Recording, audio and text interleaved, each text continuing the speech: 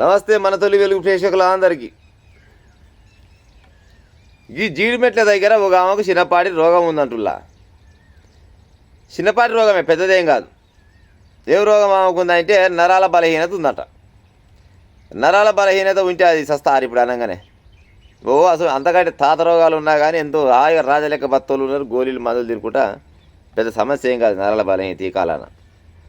అయితే ఈమె పేరు పావని. ఈమెకు చిన్నప్పటి నుంచే పుట్టినకాల నుంచే ఈ నరాల బలహీనత ఉందంట. మరి అయ్యమ్మ దాచిపెట్టిరా రోగాన్ని, లేకపోతే పిల్లగాని ముందుగా చెప్పారు మన తెలియదు కానీ పెళ్ళి అయితే చేసిరు. 9 ఏళ్ళ కింద పెళ్ళి అయింది. పెళ్ళి అయిన 4-5 ఏళ్ళకు కాన్పందింది. ఒక పాప పుట్టింది. ఆ పాప పేరేమో జస్విక. ఆ జస్వికకి ఇప్పుడు 4 సంవత్సరాలు ఉన్నాయి. అయితే ఈయన సాఫ్ట్వేర్ ఉద్యోగానికి ఈయన డ్యూటీకి వెళ్ళగానే ఈ ఇంట్లో కూర్చుంది కదా. ఈ ఇంట్లో కూర్చున్న పానానికి ఏంటంటే ఈ అనుమానమే పాత రోగం, అనుమానం లెసపాడైనట్టుంది. నాకు నరాల బలహీనత ఉన్నది. నాకైతే ఉన్నది కానీ నా పిల్లకు కూడా ఉండొచ్చు. నాకు ఇదే రోగం ఉండొచ్చు. నాకున్నాక నాకు పిల్లకు ఉండదా అని ఇక అనుమానం వచ్చింది.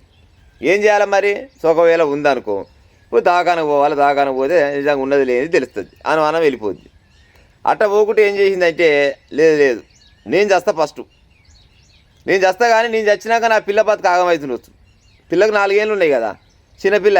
మరి నేను చచ్చిపోతే నా బిడ్డట బతుంది అనుకుందట. చిన్న గెట్టని చేసి సావాలని నిర్ణయించుకుంది. సావాలంటే మరి ఇక ఉత్తపుణ్యానికి అయితే ఎట్ట చేస్తారులే కదా. చిన్నపాటి ఒక కూల్ డ్రింక్ కొనుక్కొచ్చుకుందట. కూల్ డ్రింక్ కొనుక్కొచ్చుకొని ఆ కూల్ డ్రింక్స్లో ఎలకల మంది కలుపుకుందట. ఎలకల మంది కలుపుకొని ఫస్ట్ తానింత తాగిందట. తాగి పిల్లకింత తాపించిందట. ఏది మన శుక్రవారం నాడు, 17వ తారీఖు శుక్రవారం నాడు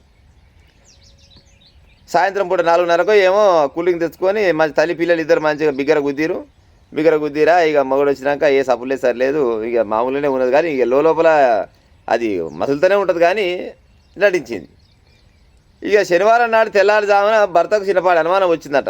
ఏం మెసులుతుంది, కదులుతుంది, ఏమైంది అని ఆయన చెప్తలేదంట. చెప్పేసరికల్లా మగడు జర కసిరించానంట.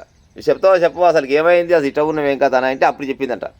నాకు నరాల బలహీనత ఉన్నది, నా పానం బాగలేదు, నేను చేస్తట్టున్నా. ఒకవేళ నేను చేస్తే కర్మజాలి నా బిడ్డ పానం ఆగమైద్ది, నా బిడ్డ బతుకు మొత్తం ఆగమైద్ది.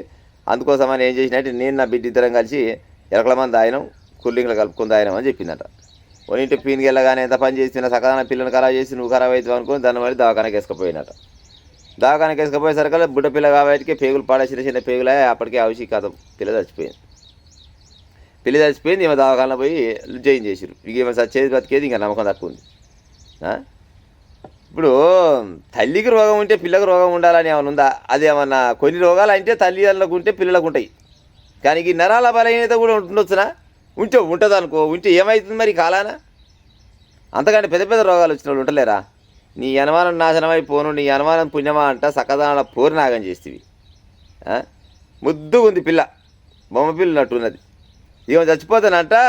అసలు ఈమె చచ్చిపోతే చెప్పురు, నాకు అర్థం కాదు. కానీ అంటే నరాల బలహీనత ఉన్నది, ఇక రోగం ఉంది కాబట్టి చచ్చిపోతారు. రోగం ఉండగానే చచ్చిపోతారా? పెద్ద ఎయిడ్స్ రోగం ఉన్న వాళ్ళే ఇప్పుడు రాజలెక్క తిరిగి బతున్నారు, క్యాన్సర్ ఉన్న వాళ్ళు తిరిగి బతున్నారు. ఇది పెద్ద సమస్య. కాకపోతే ఏంటంటే అనుమానం. ఈ అనుమానమే పాత రోగం. ఈ అనుమానం పెట్టుకొని సకదాల పిల్లని చంపింది. ఇవాళ తను కూడా చచ్చే మార్గం అయింది. ఇక దాకాలను వేసిరు కదా. మరి దాకాలు మరి ఎన్ని పహాలని ఏం కాదు. ఈ పహాలని ఖర్చు పెట్టుకుంటే ఇప్పుడు ఈ దాకాలకు అయ్యే పహాలు పెట్టుకుంటే ఆ పిల్ల బతుకు సకదానంగా ఈమెకు ఇంత అంత వైద్యం జరుగు సకదానంగా ఫ్యామిలీ నిడిచిపోవు కదా. అందుకోసమనే ఓ అమ్మలారా, ఈ అనుమానం అనే ముచ్చట్ని పక్కకు పెట్టుర్రి. అనుమానం పక్కకు పెట్టి ఏమన్నా జబ్బులు ఉంటే ఫస్ట్ పోయి డాక్టర్ని కలిసి ఉపాయం చేయాలి. డాక్టర్ని కలిస్తే ఏదో సూదులో మందులో గోళీలో ఇస్తారు. ఆ రకంగా బతికే ఛాన్సెస్ ఉంటాయి. అంతేగాని నాకు బీమారు ఉంది, నా పిల్లకు కూడా బీమారు ఉండొచ్చునా, నా మొగనుకున్నది నా పిల్లలకు ఉండొచ్చునా అని ఉత్త పుణ్యానికి పిల్లలు చంపుతాం. ఫ్యాషన్ అయిపోయింది, పాడైపోయింది. మీరు ఏం పని సంసారం చేస్తున్నారు, ఏం పని గట్టిగా మాట్లాడాలంటే పెళ్ళి ఏం పని చేసుకుంటారు, మంచం ఏం పనికి ఎక్కుతారు, పిల్లలు ఏం పనికి అంటున్నారు, ఉత్త పుణ్యానికి పిల్లలు ఏం పనికి చంపుతారు చెప్పురు. ఇక గిసోంటి వార్తలు వచ్చిన పిల్లలారా. అందుకోసమనే మీకు ఎలాంటి రోగం ఉన్నా నొప్పున్నా డాక్టర్ కాడికి ఊరి చూపించుకోరు. అంతేగాని ఉత్త పుణ్యానికి ముక్కు పచ్చలాలని చిన్న పిల్లల పానాలు తీయకూరి. ఇక ఉంటాం మరి.